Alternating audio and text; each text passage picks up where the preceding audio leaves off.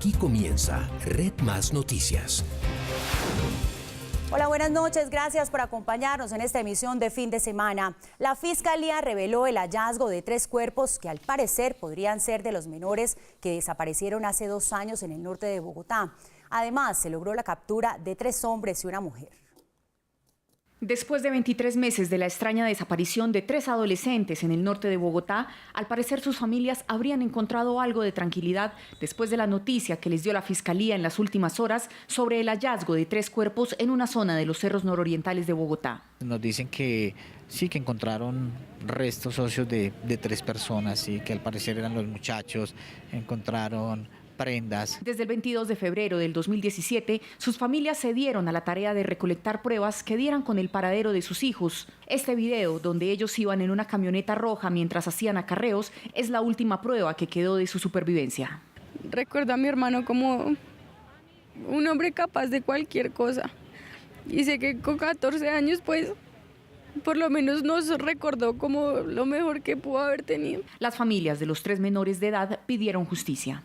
Me hubiesen cogido a mí, a cualquiera de nosotros, uno ya vivió su vida, pero unos niños no es justo que les caiga todo el peso de la ley, la verdad que sí, que perdone es difícil. Después de interceptaciones telefónicas y testimonios de testigos que habrían reconocido a los presuntos responsables, esta tarde fueron capturadas 4 personas a quienes se les imputó cargos por el asesinato de Mauricio Castillo, Brian Montaña y Juan Esteban Moreno.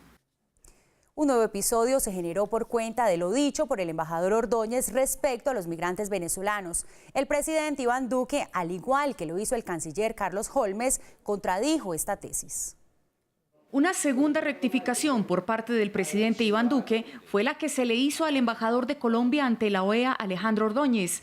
La primera estuvo a cargo del canciller Carlos Holmes, quien lo contradijo cuando este calificó la migración de venezolanos hacia Colombia como una clara estrategia de Nicolás Maduro para expandir el modelo socialista. Lo dicho por Ordóñez generó otra reacción, la del presidente Duque, quien hoy en el taller Construyendo País desde Florencia rechazó lo dicho por el embajador. Ellos son víctimas de la dictadura y no promotores de la ideología de la dictadura. En lugar de ver eso como una amenaza, tenemos que ver el fenómeno migratorio hoy como esa oportunidad de fraternidad. El presidente Duque indicó que no se puede dejar de ser consciente que lo que Colombia ha hecho con los venezolanos es una actitud recíproca y un modelo de política migratoria de solidaridad.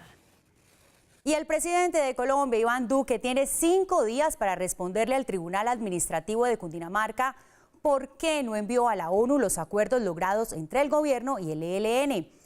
El congresista Iván Cepeda y el exmediador de paz Álvaro Leiva presentaron ante el Alto Comisionado para la Paz un derecho de petición para que el gobierno mostrara ante las Naciones Unidas y los países garantes los documentos de los avances en el proceso de paz con el ELN.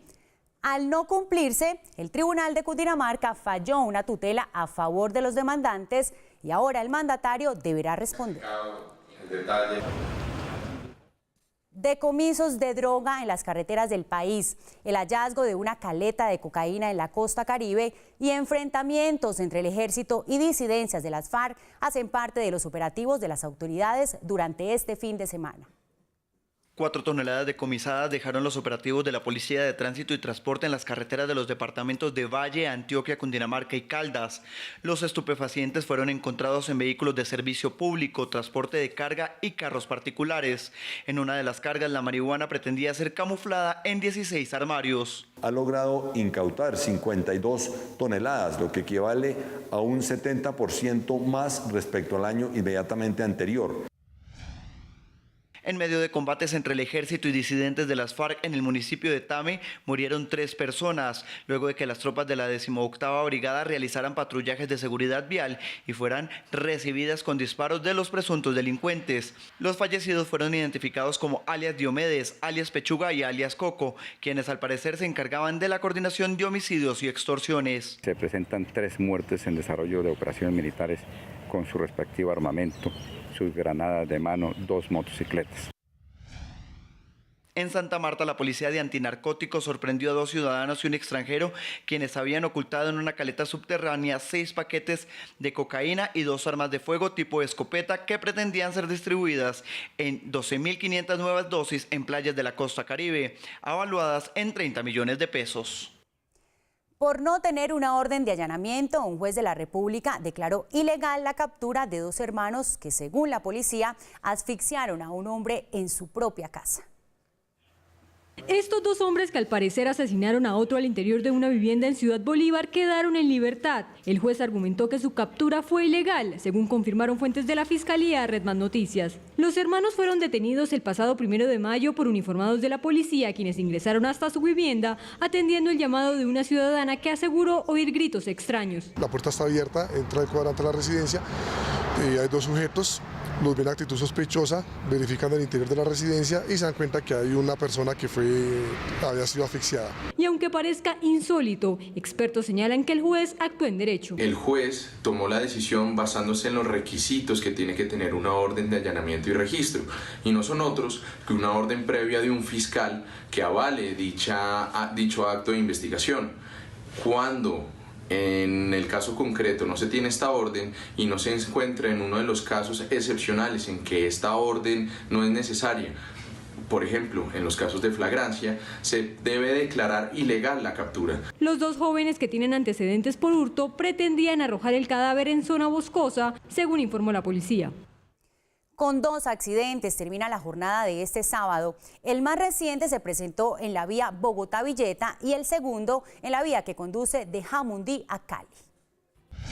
En horas de la tarde, en el kilómetro 87 vía Bogotá-Villeta, un bus intermunicipal de la Compañía de Transporte Bolivariano colisionó contra un carro tanque cargado con nafta. Un vehículo de bomberos llegó al lugar para atender la emergencia. El accidente dejó un saldo de 5 heridos, contaminación al río Dulce y el área gasificada debido a una fisura en el tanque.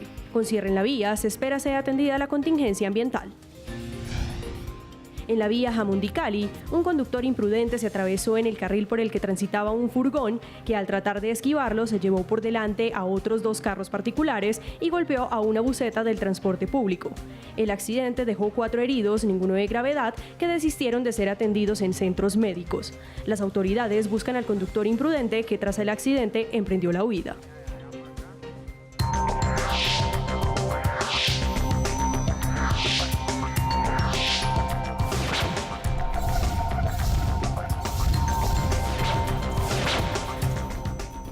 Hablamos ahora de lo que pasa en el mundo. Un periódico estadounidense asegura que el ministro de Industria de Venezuela tendría una conexión directa con la milicia libanesa conocida como Hezbollah y que también hay evidencias de sus nexos con el narcotráfico.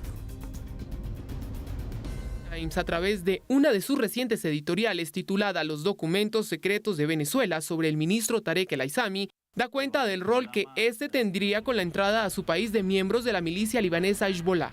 El Aissami, ex vicepresidente económico y hoy ministro de Industria, es protagonista de un informe secreto que habrían recopilado servicios de inteligencia venezolanos. El Times habría tenido acceso al documento gracias a un alto exfuncionario venezolano de inteligencia, de las que su contenido fue confirmado de manera independiente por una fuente similar. En el texto se pormenoriza que no solo es el ministro, sino su entorno familiar cercano, los relacionados con el narcotraficante venezolano Walid Macled. De hecho, el artículo asevera que el expediente revela un pago vinculado a Macled de casi $45 millones recibido por un hermano de El Aissami. Se relata además que el funcionario, que llaman uno de los confidentes más cercanos de Maduro, se habría valido de su autoridad para expedir registros de residencia para miembros de Hezbollah, reseñado como grupo terrorista por los Estados Unidos. En el artículo se enfatiza que Tarek El Aissami fue imputado semanas atrás en una corte federal de Manhattan y que 2 años atrás el Departamento del Tesoro de Estados Unidos lo sancionó por trabajar con narcotraficantes. Después de que el Grupo de Lima acordara invitar a Cuba y al Grupo de Contacto Internacional a la participación en una solución a la crisis política en Venezuela, este país fue escenario de una nueva jornada de marchas, empañadas, como hemos visto en los últimos días, por actos de violencia. Lejos de ser jornadas calmadas, transcurren las actividades de la Operación Libertad en Venezuela. mientras opositores convocados por Guaidó marcharon hacia principales cuarteles para abogar por el fin del apoyo militar al régimen. Mike Pompeo, jefe de la diplomacia estadounidense, invitó directo a los ciudadanos venezolanos a levantarse contra Nicolás Maduro. El momento de la transición es ahora. Represión y episodios de violencia volvieron a verse en las ciudades, mientras Maduro, frente a 5.300 soldados en un destacamento de Cojedes, pidió prepararse para una intervención armada de Estados Unidos. Sección patrocinada por Revista 15 Minutos. Detrás de los famosos, delante de tus ojos. Muy buenas noches para todos. El politólogo Ariel Ávila presentó en un conversatorio con nuestro director de noticias, Juan Lozano, su libro Detrás de la guerra en Colombia. Camilo Blanco está en Corferias. Camilo, buenas noches. Hola, ¿qué tal? Muy buenas noches para usted y para todos los televidentes. Pues mire, este libro de lo que se trata es sobre lo que ha pasado en la guerra en el país durante las últimas décadas. Ha hecho una recolección de datos de los diferentes actores del conflicto armado y lo que ha hecho es una radiografía para poder desmitificar lo que pasa en el conflicto armado. Más de 14 millones de datos entre información de prensa, guerrillas, policía, Estado y otros actores del conflicto quedaron registrados en este libro. Fueron 6 años en los que se recogieron 14 millones de datos. Todo eso se procesó en un sistema de información, eso es imposible manejarlo en un Excel o en un computador normal. Y de ahí salieron más o menos 200 mapas que están en el libro, centenares de gráficas. Ávila pretende derrumbar mitos alrededor de la guerra en Colombia. Lo que encuentra el libro y los datos, porque además no es ni el libro, los datos es que las FARC operaban en 419 municipios antes del Caguán y pasaban a operar en 454, es decir, un incremento de 30.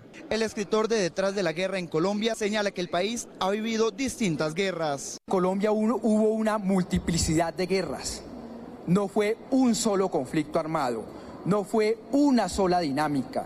Las FARC de los llanos orientales era muy diferente a la de la costa caribe. Cada página de este libro pretende contar la historia del país en las últimas décadas y su relación con la guerra desde los diferentes actores del conflicto armado. Ávila estuvo acompañado de la ex senadora Claudia López y el ex negociador de paz Humberto de la Calle. Quien moderó este conversatorio fue el director de noticias Juan Lozano. Pero también se presentó aquí María Jimena Duzán, la reconocida periodista, quien escribió hace poco el libro Santos, Paradojas de la Paz y el Poder. Por ahora está la información desde la Feria Internacional del Libro de Bogotá. Ustedes tienen mucho más en estudio y recuerden que todavía queda el día de mañana y el lunes para visitar esta gran feria. Continúen ustedes en estudio. Camilo Blanco, Red Más Noticias. Muchísimas gracias, Camilo, por toda la información. Hoy se llevó a cabo la 8ª edición de Freeze en Nueva York y contó con la participación del artista colombiano Alberto Baraya. Estamos en Freeze, una de las ferias de arte contemporáneo más exclusivas del mundo. Se lleva a cabo en 3 ciudades, pero estamos en su versión en Nueva York. Y aquí participan más de 109 galerías y entre ellas una colombiana. Esta es la nota que tenemos para ustedes. Hoy se llevó a cabo la 8ª edición de Freeze en Nueva York y tiene como gran novedad la sección Diálogos, dedicada al arte latinoamericano, en la que se exhibe la obra de 13 artistas establecidos y emergentes, con el ánimo de integrar su relato a las dinámicas del arte de este país. El mercado de artistas latinoamericanos y latinos está creciendo y está creciendo en respuesta a que somos una de las regiones con el mayor nivel y de producción cultural, es decir, el talento latino y latinoamericano es muy serio. Es el trabajo más reciente de Alberto Baraya. Es obra pictórica que se aleja un poco de su trabajo botánico. ¿Qué está pasando aquí en Nueva York? Que este año Freeze decidió enfocarse en el arte latinoamericano.